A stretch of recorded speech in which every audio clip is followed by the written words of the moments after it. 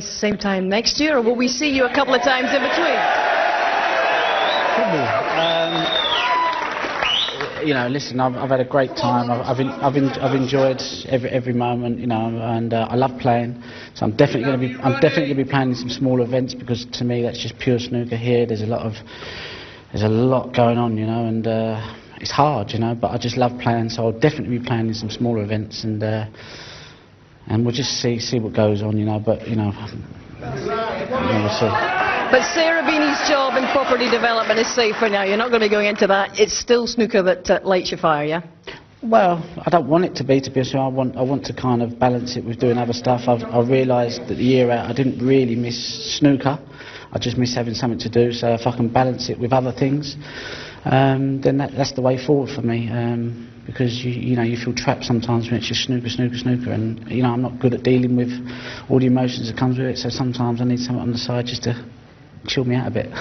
This is quite a wonderful achievement. It's not just a great achievement in snooker, it's a great achievement in any sport, any place, any time. You're champion once again for a fifth time. The Rocket, Ronnie O'Sullivan.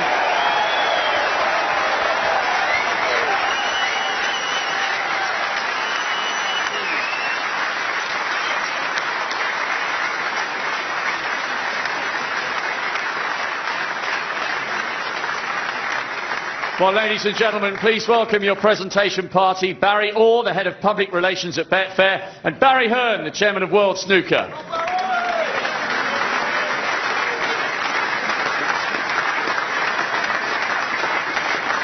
Ladies and gentlemen, your runner-up, receiving a cheque for £125,000 and the silver medal.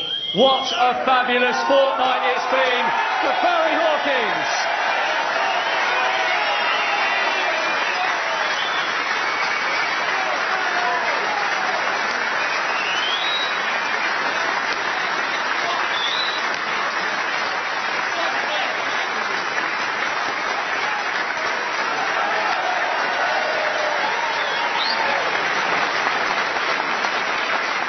And the winner, receiving a cheque for £250,000, the trophy and the title, 2013 Betfair World Snooker Champion, the Rocket, Ronnie O'Sullivan.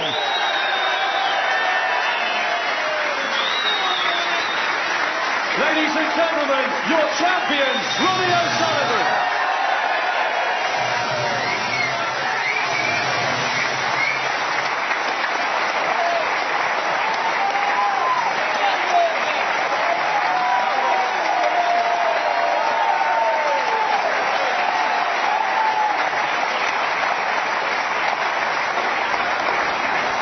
Well, Stephen John, still with me. These are now familiar scenes. Ronnie's done it again, back-to-back world titles. And how much further ahead than the rest was he over the last 17 days, Steve?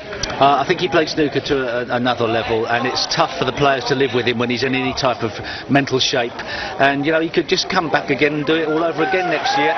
He doesn't seem to be suffering, getting near his 40s, as some players have done. A fantastic performance, never really challenged, to be quite honest, by anybody. People got nearly close, he just pulled away again. Where does this rank in the all-time list of achievements in your sport, John? I think for him, this is probably his best because of that 11-month stroke, 12 months off. I mean, to come here totally cold, not had a match, we were all wondering what the first round was going to be like. He got through that and he got stronger on it. He played one session against Stuart Bingham that was from the gods. If you get a chance to watch that, go on your iPlayer, pick it up and have a look. That is the benchmark for everybody to play snooker. Indeed. I was going to ask you about everyone else. What do they do now? A man's just walked in after 11 months and walked away with the title. What do the other top players in the game do now? How do they strategise things? The top player in the game at the moment can only play the standard they can play at.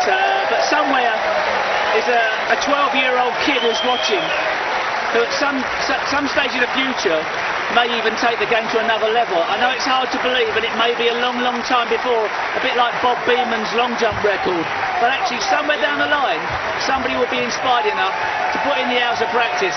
Who knows where that's going to be? John, what do you feel the others have to do now? Can they catch this this man when he's in this kind of form anytime? Well, if he's in this kind of form, there's a big question mark. But listen, we've got a lot of talented players out there. Your Selbys, your Robertsons, all these people. When they're at the best, they can give this fella a game. Don't make no mistake about that. The trouble is, when he's at his best, he's another level to every one of them. We have indeed.